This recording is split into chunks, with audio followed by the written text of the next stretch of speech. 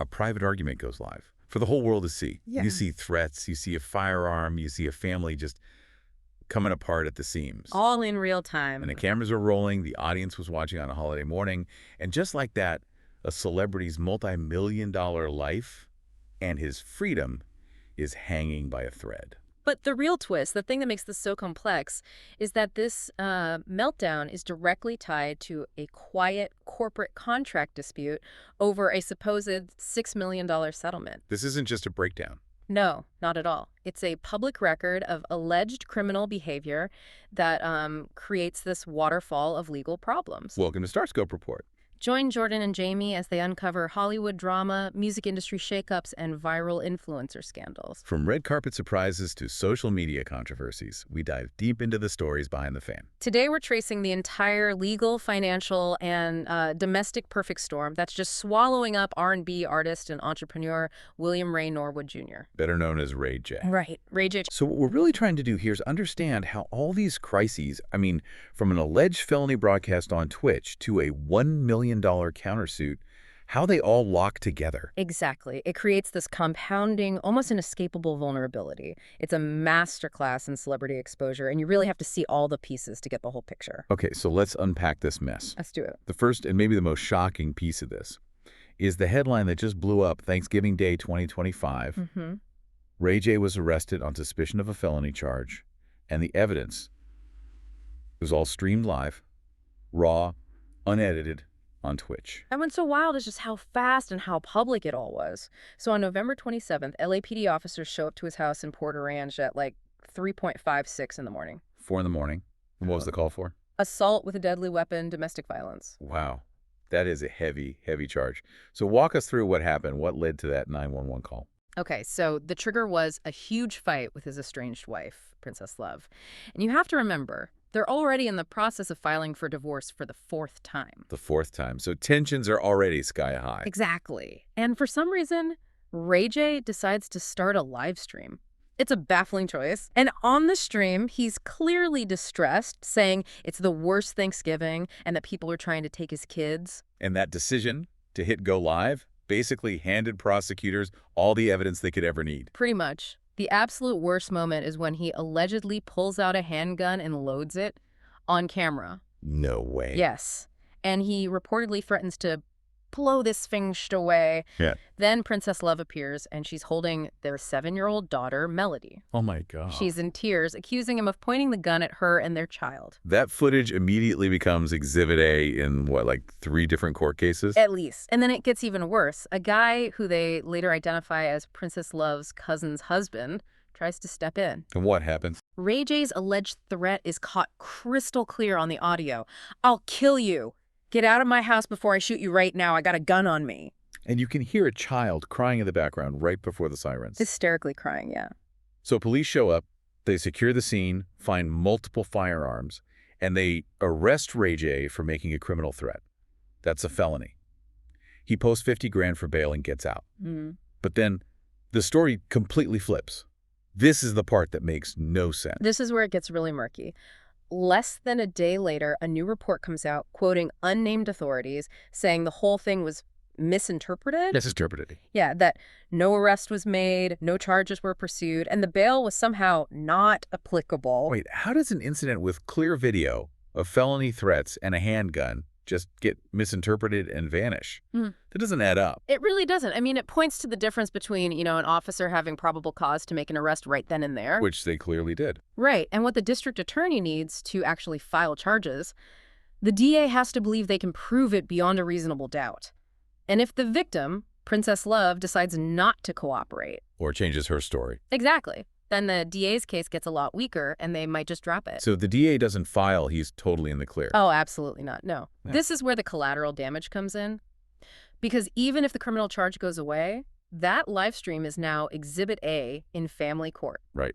Divorce in custody. And those judges have a much lower bar for evidence. They care about one thing above all else: child safety. So that video of him allegedly making threats near his kids, that can be used to restrict his custody, even if he never sees a criminal courtroom. 100%. A judge could easily mandate supervised visits or, therapy, anger management. It's powerful, irrefutable evidence of instability. And this is made worse by his history, right? No. I mean, we have to talk about the Beverly Wilshire Hotel incident back in 2014.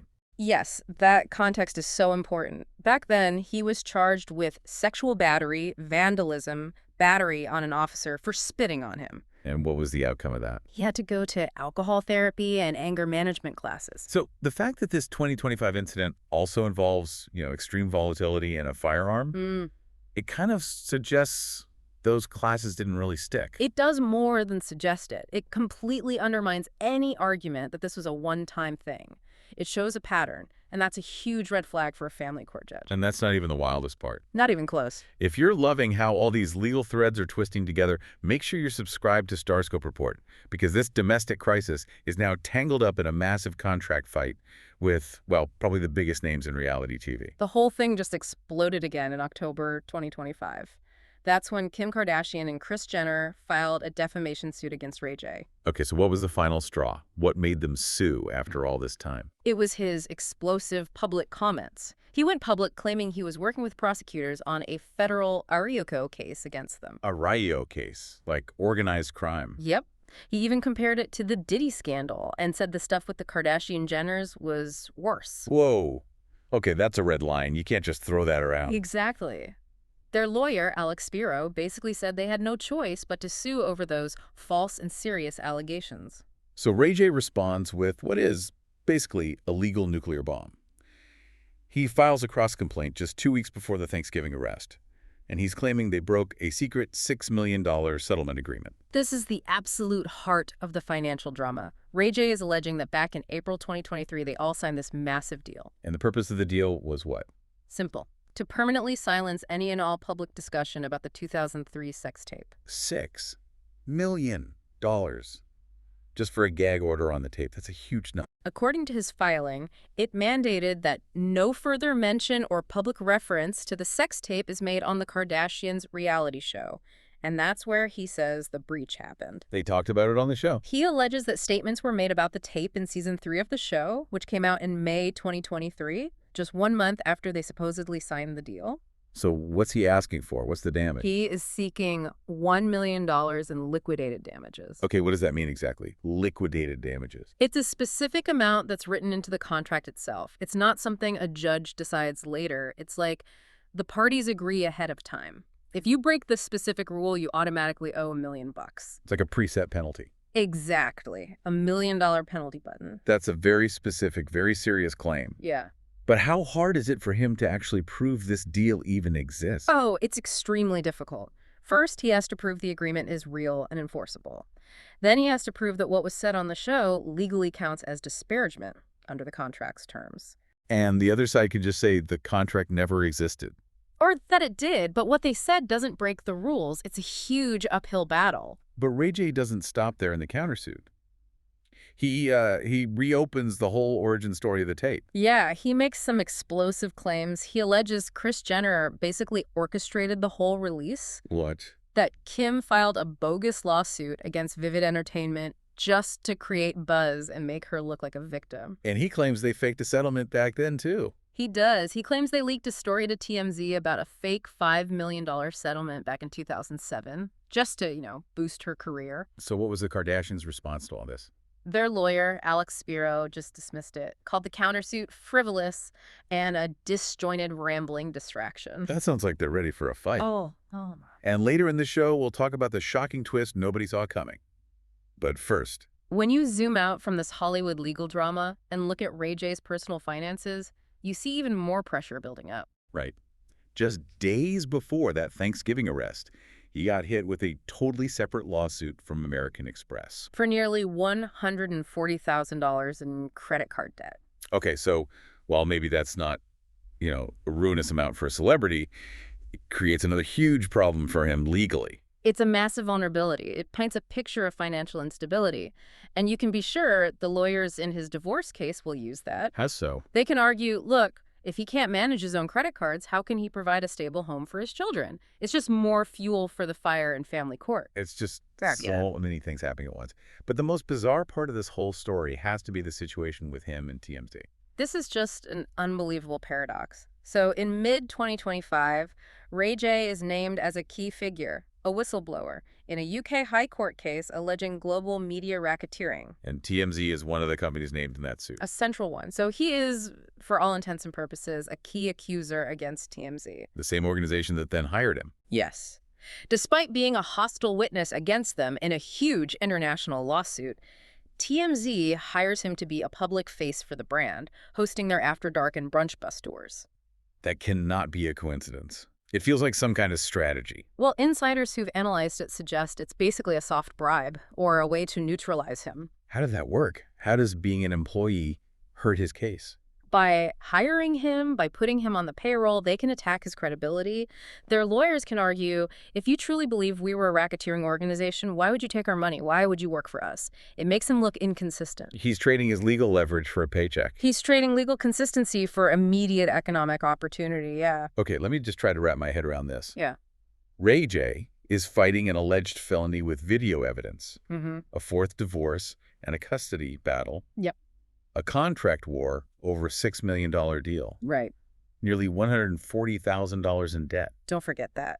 And he's working for the media company he's simultaneously accusing of global racketeering. The number of battles he's fighting on all these different fronts, it's what makes his position so dangerous. A loss in one area can cause the whole thing to collapse. The biggest risk for Ray J isn't just losing one of these cases, it's how they all bleed into each other. This is where a legal idea called collateral estoppel becomes his worst nightmare. Right. Collateral estoppel. It's a complicated term, but the idea is simple. Break it down for us. It just means that once a specific fact is decided in one court case, that decision can be used against you in a different case. You don't get to re-argue it. Okay, so give us an example. How does the Thanksgiving video hurt his $1 million lawsuit against the Kardashians? Perfect example. Let's say the family court judge watches that video and rules that, yes, Ray J engaged in volatile behavior, and that's why he needs supervised visitation with his kids. Okay. That is now a judicial finding. A court has officially labeled his behavior volatile. I see where this is going. The Kardashians' legal team can then take that finding into the civil contract lawsuit and say, Your Honor, another court has already determined this man is volatile and not credible. How can you trust his testimony about a complex $6 million deal? So his behavior on Thanksgiving could kill his contract claim from years earlier. It absolutely could. It poisons the well. It shows how one impulsive, recorded act can have devastating consequences across your entire life. Which brings us to a final thought for you, our listener. Regardless of what the LA District Attorney decides to do or whether that $6 million contract is ever proven to be real, that live stream video from Thanksgiving is now permanent. It's out there forever. So what does this mean for the future of celebrity disputes when a single angry moment becomes irrefutable, unerasable evidence that can be used against you in court after court for years and years to come? That's the question. You've been listening to StarScope Report, where Jordan and Jamie uncover the stories shaping Hollywood, music, and pop culture.